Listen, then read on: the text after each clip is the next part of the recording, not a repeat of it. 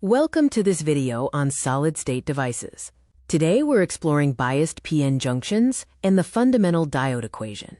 A PN junction is formed by joining N-type and P-type materials. Electrons and holes recombine at the border, which creates a depletion region. Fixed ions at the junction create an electrostatic field, establishing a barrier potential. This field prevents further electron flow, meaning carriers require external energy to cross the barrier.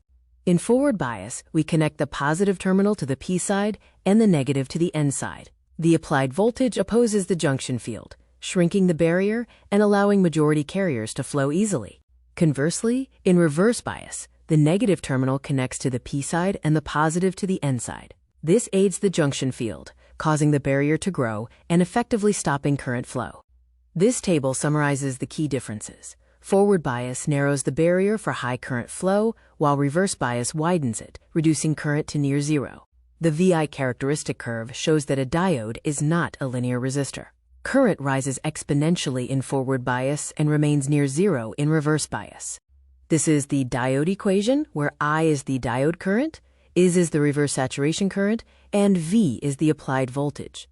Because the Shockley equation is complex, engineers often use three simplified circuit models to balance speed and accuracy in their designs. The first approximation treats the diode as an ideal switch. Forward bias is a closed switch, and reverse bias is an open one, ignoring barrier voltage entirely. The second approximation is the practical model, which includes the barrier voltage. For a silicon diode, this means accounting for the 0.7 volt turn-on threshold. Finally, the third approximation is the complete model. It incorporates both barrier voltage and physical bulk resistance, used when highly precise circuit analysis is required. In summary, we've bridged physics, mathematical equations, and engineering circuit models to understand how diodes function and are applied in design.